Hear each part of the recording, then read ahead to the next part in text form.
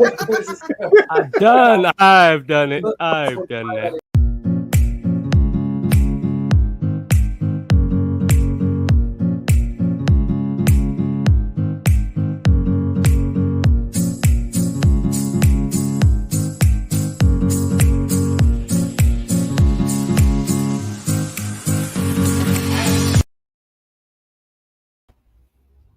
Hello, welcome one and all to another daily video with me, EB. That's Earth's Best Entertainment. Please, if you haven't already, get on over my website. That is www.earthsbestentertainment.com. It is scrolling across your screen. That is where you can find all my social media and all my things to like, subscribe, click upon, all those great things, as well as buying individual issues of Earth's Best Friends. Now, Hyper Feline Ninja Heroes numbers 1, 2, and 3 are available. We got Animal Teens number 1 and 2 available, and Tween Titans number 1 as well. That is on my Lulu, which is on my website, www.earthsbestentertainment.com. Tonight, I've got a special guest, Dennis Knight, with me here tonight. How you doing, sir? Thank you for coming on. Thank you for having me. I'm doing great. You know, you hang on, you go through a week, and you're just like, all right, it's good. You know, and yeah. So it's been a fun time advertising this night. It seems like you had a following coming with you to watch the show tonight. So I'm like, well, a little under pressure here tonight, I guess, to make it a good show. Yeah, I'm sure it'll be fine. It'll be fine. Yeah. But yeah. So Dennis, you're a writer. You've been in the comic industry for a while. Like, so Yeah, how did you get started? About 10 years now. Okay. Indies, or did you work for a big two, or? Usually I start off with indie. Like, I wouldn't mind working for one of the big two, but it's not a career goal for me, more like a bucket list kind of thing. But I've been published by Pronto Comics since 2012. Oh wow, okay. Yeah, 2012, a lot of like live store appearances, a lot of panels and conventions, stuff like that. Yeah, I saw that. You've been a panelist at New York City Comic Con? Yeah, I did that a couple of times. For a while? Wow, that's pretty cool. Yeah, man, because that's a pretty big convention. I mean, I'm used to pretty small conventions around where I live in New Hampshire here, so that's like big wigs right there. Yeah, I mean, it's a good time, but it's also very, very draining because like you're talking constantly for days on end, like you're meeting people and you're shuffling, get to this place to that place, meeting fans, and then you have to network, meet with other artists, other professionals, try to get some projects going. So it's like a full-time thing. It's a lot of work. Oh yeah, I could imagine that. I mean, I've had just even having just a table trying to sell stuff is pretty draining all weekend long. You're not really. I mean, you're enjoying yourself, but you're also killing yourself at the same time. Yeah, sure. Yeah, it's pretty cool. And so Pronto Comics, I'm not sure I've heard of them. What is they about? Well, Pronto Comics are an independent comic book publisher based in New York City, and basically what they do is they give people who are starting out in the comic industry a platform to show their work. Oh, okay. So, like printing, everything. They really show you how to make a comic book from like start to finish. Printing. Wow. They help you like as far as like getting a team together. If you need someone to help you, like let's say you draw a bunch of the colors, they'll try to help you find somebody to get the colors to like to complete your team. Very, very well known and very, very good organization. Wow. Yeah, that sounds awesome. A tool I wish I had known about sooner, for sure. Yeah, definitely. But hey, I'm glad I found you. I'll definitely have to check them out for sure. And they sound a little bit like a company around here in New Hampshire called Alterna Comics. They don't help you with making one, but they are like a publisher, like a creator-owned publisher kind of thing. Right, exactly. I don't know if you've heard of Alterna, but yeah.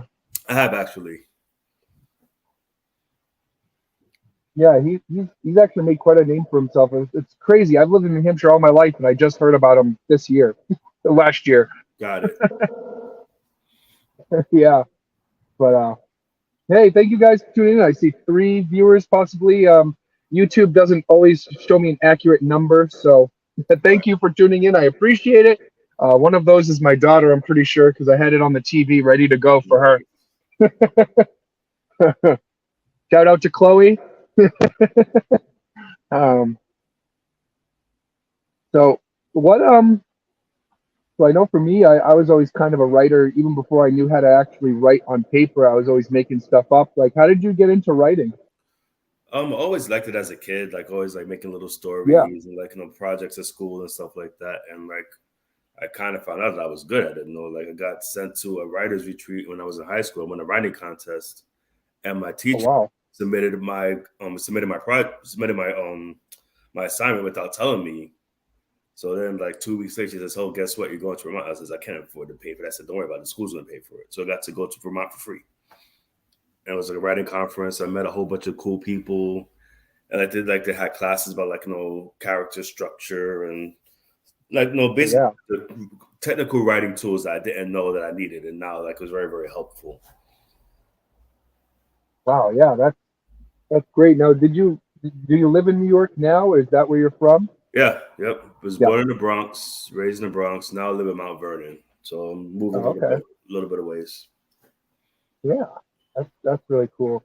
I've never. I mean, I've been to the city once in my life, and it was for a book signing with a book signing with Chris Angel that my friends were going to.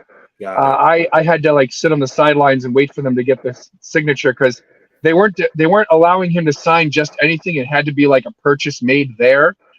Right. Yeah, sure. That sounds about right. So I was like, oh, great. So I came all this way with you guys and I don't even get to meet him. Yeah, no, there's like stuff like that. Like events like that in the city, like they're kind of crazy because there's a lot of people that's trying to like crowd control and like try to keep it as organized as possible. It's a lot of work. Oh yeah. But I did get to see a little bit of Town Square. It was like a Borders right in somewhere near Town Square. Yeah.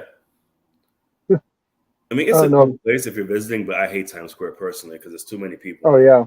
It's ridiculous. Yeah, I mean, I don't remember too much about it. It was almost 20 years ago. Wow. Can't believe I'm getting old. Yep.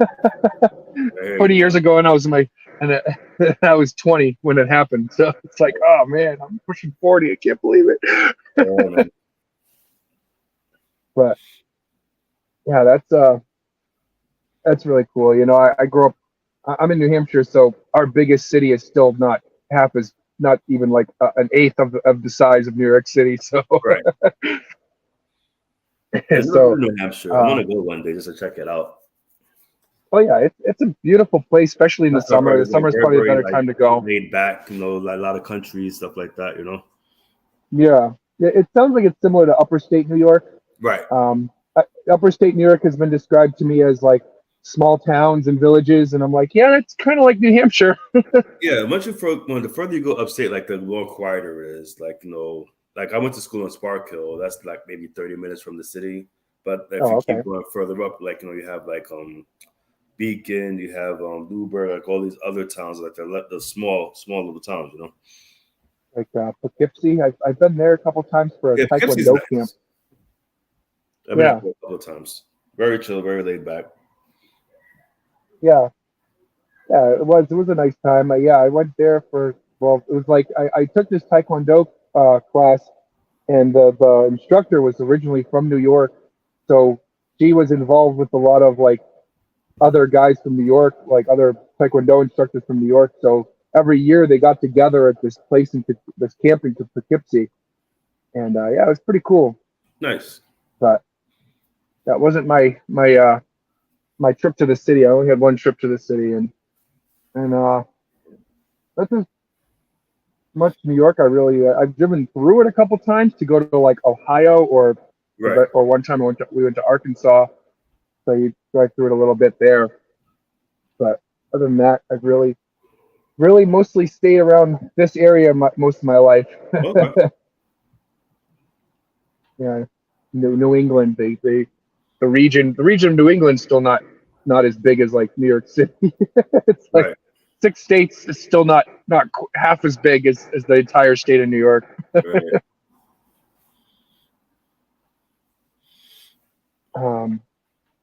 Yeah, and so do you write a comic yourself? Did you create a comic yourself? Yeah, actually. Is there a title that you've created? I should behind me. I wrote that. The yellow cover, I wrote that. Okay. Also wrote this one over here. I'm attached to a couple of projects right now, but it's like all grassroots stuff. Like it's like development. Like I wrote the scripts, but I'm still waiting for characters to be designed and the creator to approve certain things. So I'm kind of like in a holding pattern, but like I did a lot of scripts already. That's awesome. Yeah, I know it's faster to write scripts than it is for like the artist to create pages and stuff, be edited and everything. Like I'm literally the first. Like, once I write the script, I pass it off, and then like they do whatever they do with it, and then like I get to see the finished product. Yeah, it's exciting, when I have a comic I'm doing, Earth's Best Friends, and I've got so many scripts written, but then the time it's taking me just to do like one chapter, I could write the entire series. Right, sure. That's how it doesn't take me too long to write up the script. And so when you write a script, do you follow like a more like I don't know, the quote unquote like professional format, or that's like closer to movie script format? I like the page panel format. So it'd be like page 1, panel 1. I describe the camera angles, the camera ranges, and then like a little bit of dialogue if dialogue is needed. And then like there's kind of gives the artist an idea of what I'm going for, and then he does the rest with the art side. I like that method because it gives me it gives me a good idea of real estate that I have on the page, because it's like I hate it when people write comics and the panels are too many on the page and it smushes everything and you can't really see anything, you can't read it. It drives me nuts. So I like to keep track of how many panels I put per page. That gives the artist enough like space so he can draw everything without having to sacrifice the art, Oh yeah, definitely. Yeah, I'm a little more relaxed with my scripts, because I kind of as far as like panel count, because I get carried away when I do panels. I don't really actually know how many panels could fit on a page. So I'll give a description and I'll kind of like gauge like what I think that page could probably look like, and I'll stop with the description, and then of course have my dialogue and everything like that. But there are times where I'm like, I could probably combine pages here because I didn't write too much on this first page. Right. And then there are other times I'm like, I might have to cut that into 2. Yeah, it really comes down to the layout also, is that because when you're writing the scripts, you kind of have an idea of how it's going to look in your head, and then you kind of give it up to the artist to do the layout. But also for me, a safe number, I would say between 4 to 5 panels per page. If your panels are like regular size, because the thing is like 4 to 5 is perfect, and then like you have to also pace the script because you don't want like a critical moment and then the guy has to turn the page. Kind of ruins it. Yeah. So you want to try to keep everything on one page, and then like, oh wow, that's the big reveal on the next page. That's what I like to do. That makes sense.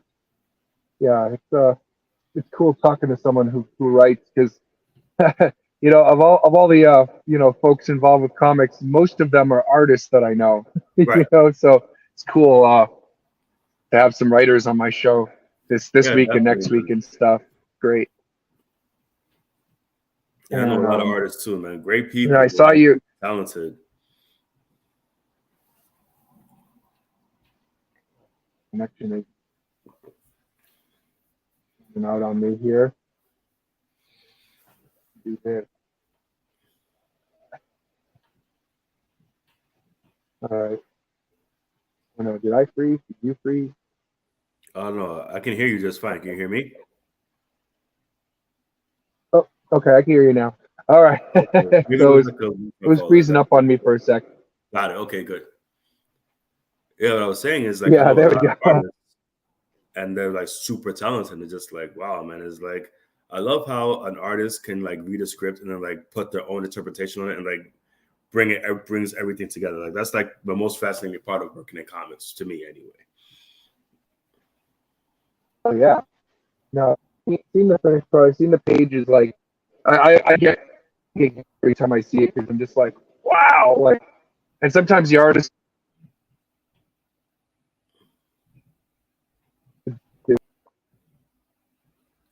Where'd you go? Hello? You there?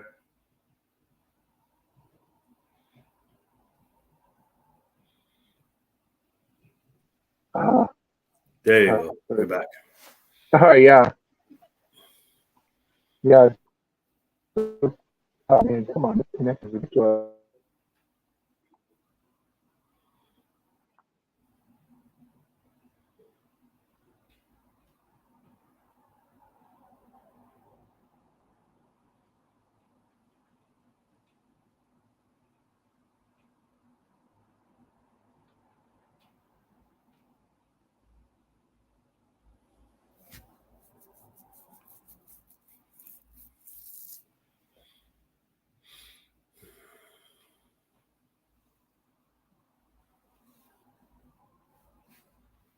Hello.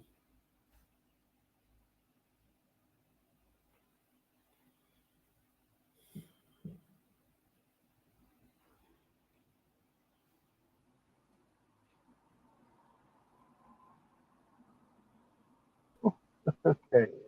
Are we There you back? go. Am I back? No problem. Okay.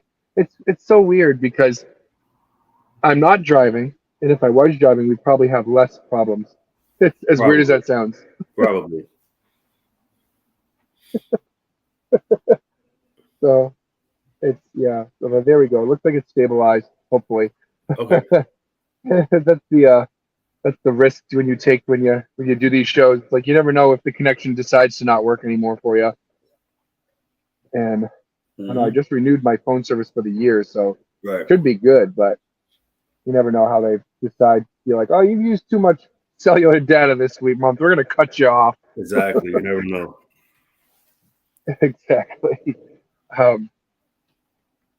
Yeah, what I was saying before I was disconnected was I get pretty excited when I see a page, and sometimes an artist will interpret something completely different than what I was thinking, but it works out better than what I was thinking. Great to see them take my ramblings and turn it into an actual page, you know? Right. That's the best part, I think, actually. It's like makes it exciting, you know? It is. It is. You know, you have to be your own top number one fan in order to have because you got to be excited about your own stuff, or nobody will be excited if you're not excited, right? I agree. You have to be genuinely excited too. Like you have to be like want to be here, want to be in this industry, you know. Otherwise, exactly, people are not gonna like take to you. Yeah, it's tough it's certainly tough right now. Is there's so many people doing what we do with comics and stuff. Seems like it really there was really like a huge influx when COVID hit. People decided to become artsy in some way. Oh yeah. Comics is one of the biggest one. That's pretty much when I didn't start in 2020, but I came back to comics in 2020 because what happened was I was working with an artist, and she was doing it for free, which is like, by the grace of God, thank you, right? But I think it became too much for her. You know, like I said, I had like scripts for years to come, and then she was working on the one episode, you know, and so eventually that the partnership had to dissolve, and then I was like, would it be cool with you if I just took all the scripts I wrote and turn it into a book? She's like, yeah, that's fine, right? So I turned it into a novel, and translated it from script to book. And then and I released that book in 2020, like the summer of 2020. And the feedback I got was, this would make a better graphic novel than it is a book.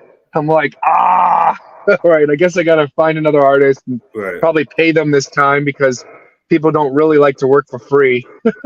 I mean, it's difficult because first of all, when you're like translating from book to like graphic novel, it's a lot of work for the person. So they want to be compensated for it. But also, when you pay them, it motivates them to get the work done. Because if someone's doing it for free, they're going to take time with it. Exactly, and that's the thing too. You know, and she was working on paid stuff as well as our partnership. So it just became too much for her. She was juggling too much, and she had a part-time job or a full-time job. So it becomes a lot for someone to do all those things. So yeah, definitely. So I got my team, my initial team, and the team I have now is different than when I started with Earth's Best Friends. Okay. But I love my team now. I got my one guy, Gene Pedroso in Brazil. He's awesome. If you ever need an artist, definitely hit him up. He's awesome. And then I've got Gabriel Nissi as well. He's in Nigeria. and he's my character designer, and I'm having him do some covers for me. He does some awesome work. I can actually show off one of his one of his characters he's done for me, because he's got some really good talent. Oh, cool. And yeah, that's one of my characters, and of course, I've got characters designed that aren't going to even be in the comic for a while, so it's like I love to just show them off, even though it's like, yeah, you're not going to see this character in book for like a really long time, but Yeah, sure. I've got him designed. But it's exciting. It's like to have them. It is. Use them when you need them. And with the character designs, my descriptions are even lazier. Not lazier, but it's like even more relaxed. I don't have like a format for my designs. I'm just like, yeah, he wears this, he looks like this. Here's a reference to what I'm kind of going for. Right. And then he translates it and it gives me something. I'm like, yes, that's awesome. Like I can't, And yeah, so these guys are my team. He's gonna be doing some covers for me because I was like, and how I met him was awesome too, because he was a fan of Earth's Best Friends, and then he sent me a picture he drew, fan art, and when I saw it, I was like, I've got to hire you. This is amazing. That's really cool. Yeah, right. It's awesome, and so I'm just it's the process of getting your name out there and trying to get your voice heard over everybody else's voice is really tough. Yeah, because the market is so saturated these days. It's like everybody makes comic books now. It's like, I remember before, back in the 90s, it was only like a handful. You had Marvel, right? DC, Image was just Image just got on the scene. So you had all the guys from Marvel drawing for Image. Yeah, and like the biggest thing. That was like, it was like basically like 3 publishers. I mean, I'm sure there were more. There was Malibu, like all the other ones, but like those are the top 3 ones, I think, in my opinion.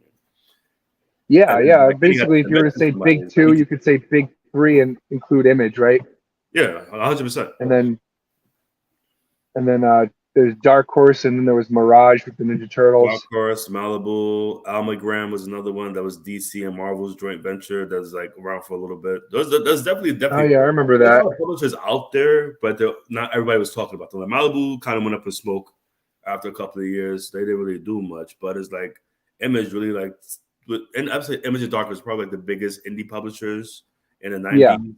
Then Boom came around a little later on. They had like they're like their whatchamacallit, their the IP stuff. Because Boom was like really good with like IPs. Like they have like I think they had Ghostbusters.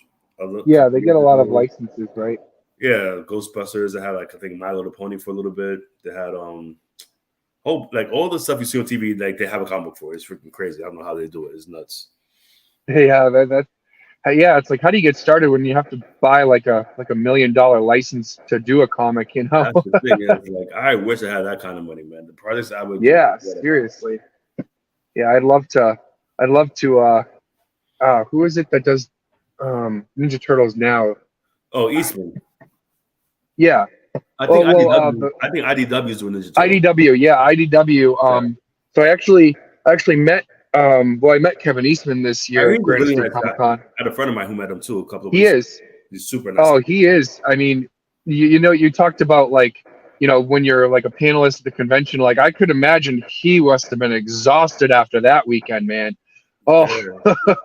Like Eastman, they're on panels for like the whole time they're there. There's like one panel after the other, so you're constantly talking to people. It's freaking nuts. Yeah, and he was taking. There was like a time where it was like. Right before he was doing autographs, he was doing photos with people. Sure, yeah. And it was like I went for the photo op, and I got an interview, not an interview, but a signature as well. But I got the photo, and he was like sometimes you go there and like the guy is like, all right, next, hi, how you doing? All right, let's do this, But he was like, hey man, how you doing? He was like super happy to see you. Yeah, and that's how he genuinely loves seeing the fans, and he genuinely loves doing all that stuff. He's not just doing it out of obligation. Yeah, you have to love it, because it's like it will wear you down, man. Can you imagine talking like 5 days in a row and shaking hands for 5 days in a row? Yeah, right. Just forget about it. You'll freaking walk out the place. You'll quit. Yeah. It'd be the worst thing ever, right? Yeah, because you have to I always say you have to generally want to be in the business. You have to generally want to interact with people for it to work. If you're there because somebody's paying you, or you're there because you don't want to be there, it never works. You're gonna be miserable the whole time you're there. Exactly, and then you'll turn off the fans too. It'd be like, wow, that guy was kind of a jerk. Man, listen, let me tell you something. I've met so many people, like, just walking around. Because sometimes when I do cons, like, I actually get a chance to walk around and, like, meet people or whatever. So this is, like, maybe it was my first con. This was, like, back in 2012. So I did my signing. I'm walking around, and I met a guy. I said, hey, man, how's it going? The guy just goes, buy my book. I'm like, fuck you. Oh, wow. Like, I just walked away. Because, like, like, I'm trying to have a conversation with you. You just, like, buy my book. He was very, very no, you can't. You can't just jump to the turned sale. Turned me off, man. Yeah, I mean, I was going to buy something from him. I was like, nah, forget it, man. I just walked away. Yeah, you gotta. That's the hardest thing for me at conventions right now is being the salesperson or just the person talking to people. Like I could do streams like this all day, but I kind of clam up when I have those tables at cons, and I'm like, hi. Hey, how you doing? You want to buy a book? This book is, It takes time, man. Like for me, what works for me is like not focus on making a sale, but focus on like getting to know the person and finding out what they like. Like the first thing when I'm at a con, I ask the person, hey, what kind of books are you into? Like, what do you like? So if they're into what I'm writing, then hey, I wrote this, check it out. If not, then that's okay. It's like people don't want to be sold. People want to be informed. If exactly. It's a lot easier as opposed to like, please buy my book, and you crying and like shoving the book in their face. Right. Working into buying something, it's like the worst feeling in the world. If we take it as more of a conversation of getting to know them, like what they like, it'll go a lot easier. Oh yeah, absolutely. Yeah, it was nice. There was one year I had my daughter with me, and she did a lot of the selling for me, and it was great. It was like the day before she was there, I sold maybe 2 books, and then the next day we sold 18. So yeah, it was much better with her there. And then this last year, she was distracted most of the time, so had to rely on me. And it didn't work out as well. It didn't work as well as last year. Yeah, with conventions, you really need to have like not a team, but you need at least like a couple other people around you, man. Because like to man a table by yourself to pitch and sell and count the money and make changes, oh yeah, it's difficult. I that's at least true. having one other person there so someone could like watch the table, go to the bathroom, or they could like do the change and like handle the purchase while you talk to other people. Like it's easier with 2 people easily. Oh, definitely. Yeah, I've learned that. I think having the 4 of us with the 2 kids, it was like because we had both our kids and my wife, it was like she had to pretty much take them and distract them with everything that was going on, and I was alone on the table. I think the next time I do a con, I think we're gonna put our kids with the grandparents and just me and my wife go. That might be the better way to go. Yeah. A lot of these tables are not that big, man. You don't have a lot of space. They have to store your stuff. Oh, too. Exactly. And I'm working on just kind of stockpiling.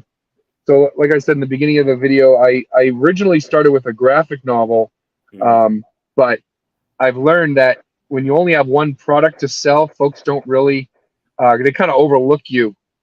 Right. So I'm working on stockpiling basically each one of those chapters from that graphic novel into its own floppy. That's I'm just basically because it can actually build your fan base also. Exactly. Selling one book, you have like multiple monthlies to sell that lead up to like the graphic novel.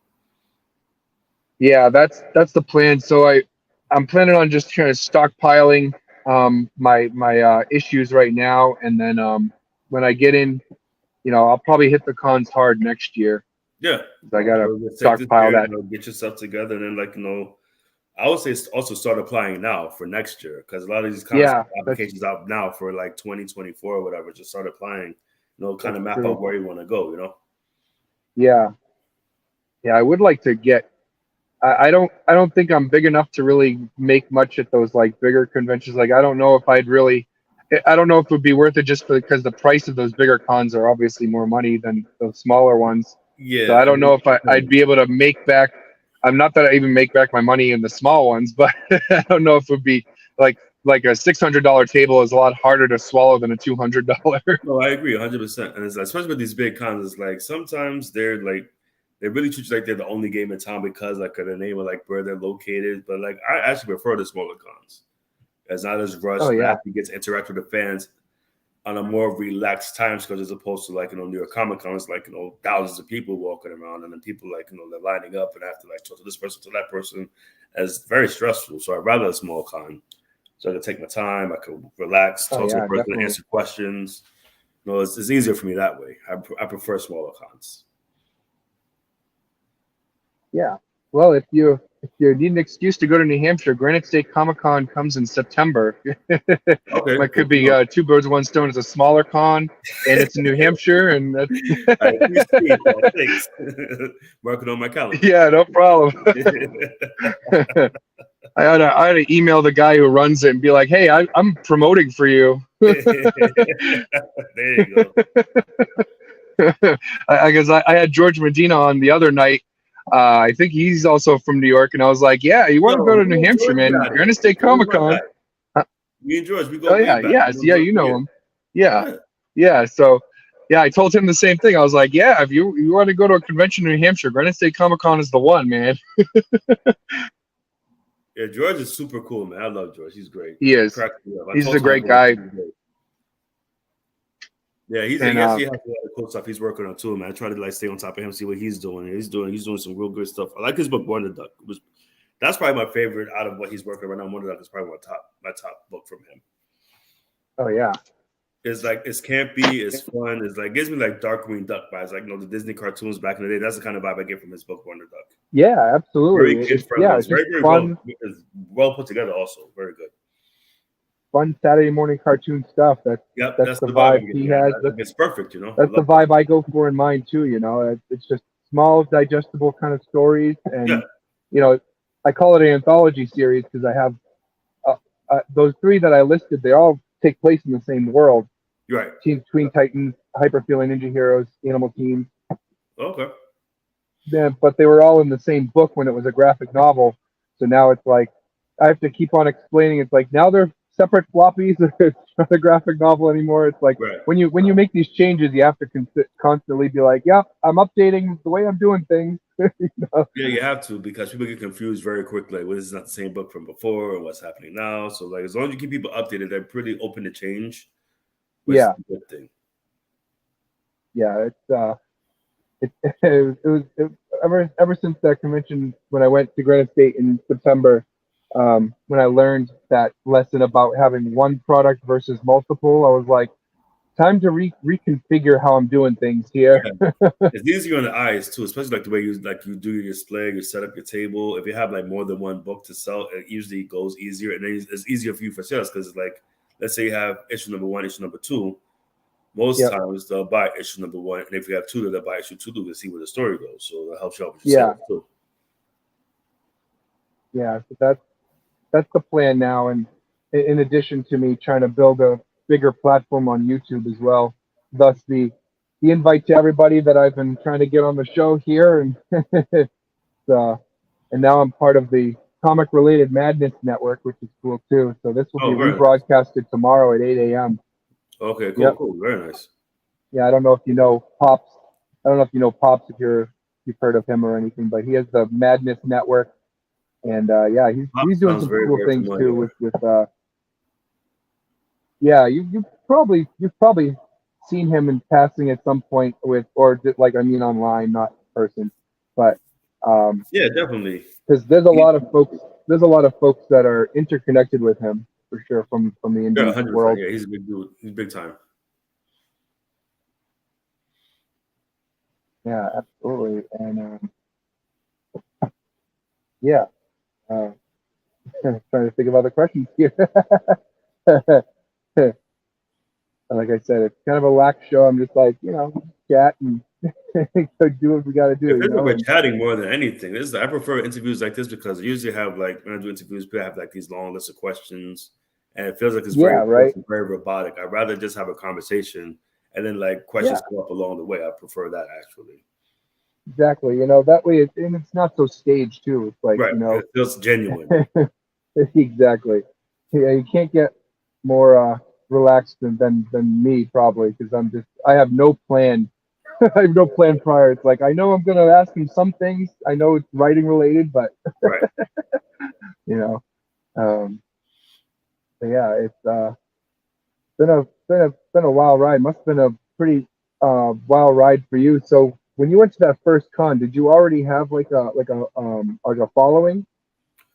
Very, very small, very modest following. Back in 2012, I was pretty much like new fish in a big, very, very big pond. So I'm just like kind of feeling my way, meeting people, like trying to get as many appearances as I could. Oh yeah. Like a lot of, because back then it was like there was like live performance, not live performance, but like live signings and comic book shops. Just had to get your book in the store. That was a hard part. Yeah. Getting dates, like setting up events, and that's on social media because I'm not a big social media person, but I'm on it because of my comic book. So it's like I have to constantly promote myself. I hate talking about myself. Yeah. I'm a very boring person, but I still have to I'm doing this and do that. I'm here, I'm there, just to keep people updated so people can come out and support. So it's a lot of work. And it takes time to build the fan base also. So it's just like it's work in progress every day, try to meet more people. Also be genuine too. Like I always try to be the same person every single day. I don't want to put on a show or put on an act with somebody. I'm just like, this is me. I love comic books. I write them. Some days I write good comic books, it depends on the day. Yeah, I know that feeling.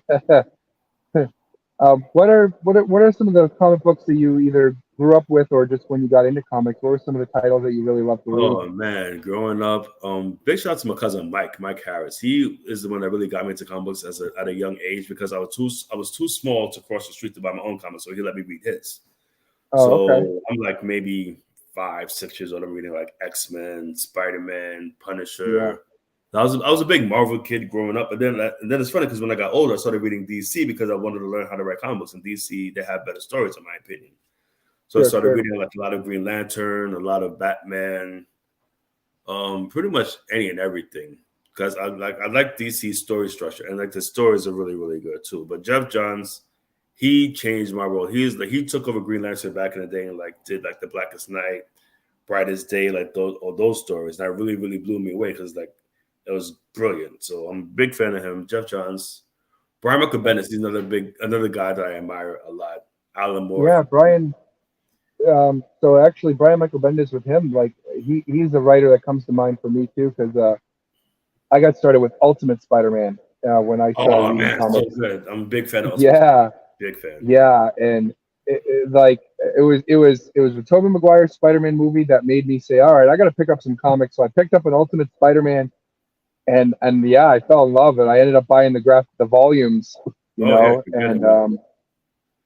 yeah, and I can still go back to those books today and still love it just as much as I did when I was. Oh yeah, they those books, they always, I think, get better with time because like Miles Morales is such like a relatable character, and he's so well written, and like his stories are great, and it's like he's like this goofy little kid, but he's like trying to be a superhero, so he has like he has a lot of Peter Parker tendencies, but he's still his own person, which I love.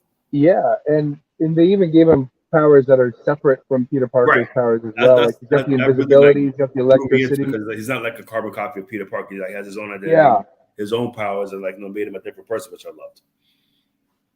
Yeah, exactly. And so yeah, I did read some Miles. I grew up with the Peter Parker Ultimate Spider-Man, and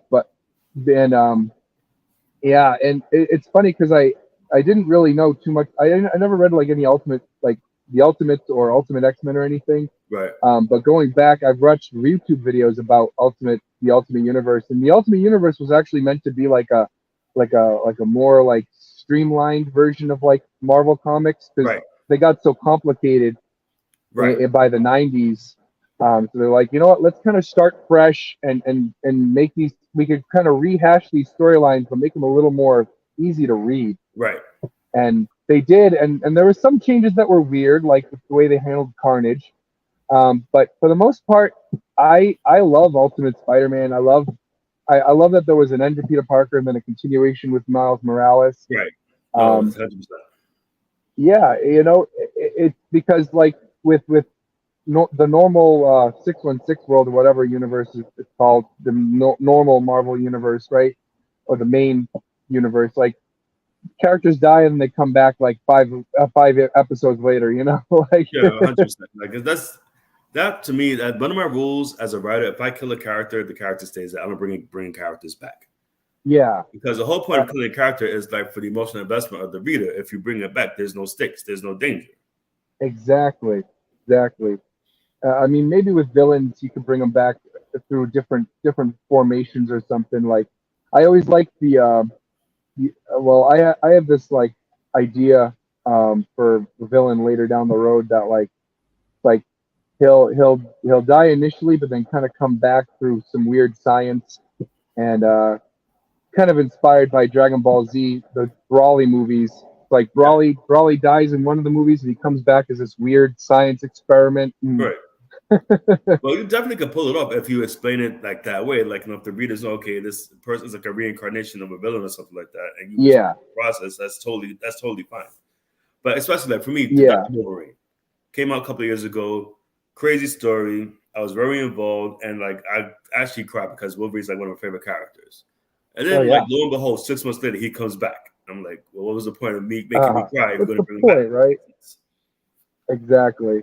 And yeah, so when they don't have any real explanation besides, oh, we got to bring him back because the readers won't buy it anymore after now that he's dead, you know?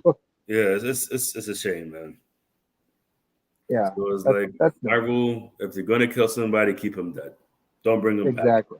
Even if the fans kick and scream and like howl at the moon, just like for the sense of like creativity and for the sense of like your story or whatever, don't bring them back. Don't give in to the fans. Stay true to like what you want. Stay true to your plan for the story. Yeah, exactly. And that seems to be the problem with not necessarily Marvel, but just bigger companies in general. They just tend to be so big, and they tend to go through writers and artists and stuff that they're not even really like keeping in control as to how the story is really being told. It's like, well, you're a new writer, you do whatever you need to do as long as it sells. Yeah, there's You no know? consistency. It seems like at least like Yeah, if you're gonna pick up from another writer, at least like have some semblance to the story they wrote before you started. yeah, exactly. Because then you just end up with retcons every couple of months. Yeah, exactly. And then if the readers don't know what's going on because they're trying to follow it, but it's a different writer like every 2 months, and they're changing the story constantly. It's like there's no follow through. It's very frustrating for Right. the reader. Yeah, the term house style comes to mind, right? There's really no house style anymore. Right. Yeah, remember that from a Perch video. I was like, well, I've got a house style. I'm the only writer, and my artist is the only artist for my comics. So Yeah, well, smaller teams sometimes are better because it's like everybody knows what's going on. Like if there's a change, yeah, it's discussed before it actually happens, as opposed to like you have this big corporation, you have like 50 people working on one book, and I'm like, there's like breakdown of communication, people playing telephone, like they don't get the right instructions, and it becomes a big mess. exactly. And but yeah, Ultimate Spider-Man was a big one for me. And then I did buy some Amazing Spider-Mans. I actually have the first appearance of Carnage, which apparently Very nice. could be worth, I guess, $300, but not that I would ever sell it because I'd rather have the comic than the money. Yeah, I mean, the key issues like that are like usually a big, especially with the movies that are coming out, like because like it makes the value go up. Oh yeah, exactly. And I mean, I know a guy who has a Amazing Fantasy number 15, and that Well, thing's you worth just have half it a like in a million. safe on the ground somewhere. That's like $30,000 right there. Yeah. But he's not looking to sell that. He'd rather keep it than sell it. Because I like mean, this that's is like me a piece of history. Like if I had the money, I would yeah. definitely like put down like for Amazing Fantasy 15, like without hesitation. I wouldn't care. Like yes, buy it. Yeah, right. You see that at a flea market or something, you're gonna be like, oh my god. Man, I never had that kind of luck. I mean, I do like the No, comic books, I do the dollar bins, and like I never find anything really cool in the dollar bins. no. Doesn't seem like it happens that often. I mean, those books are rare, and that's why they're valuable.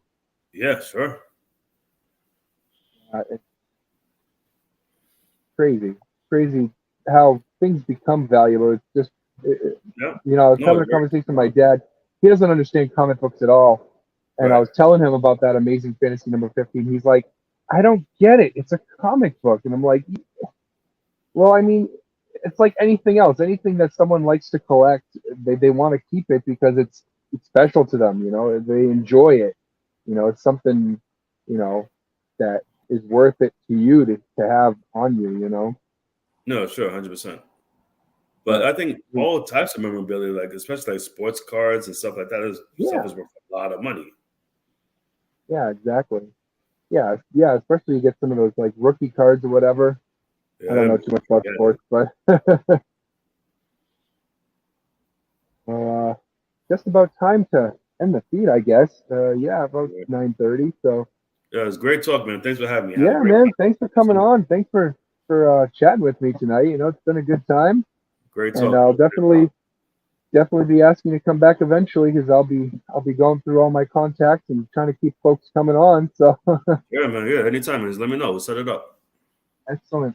Well, thank you for coming on tonight, folks watching. Thank you for tuning in. And if you're either tuning in right now or tuning in after the fact it's been live or 8 a.m. on the madness, thank you so much for tuning in, guys. And thank you all for your support and everything. And we will see you next time. Bye now.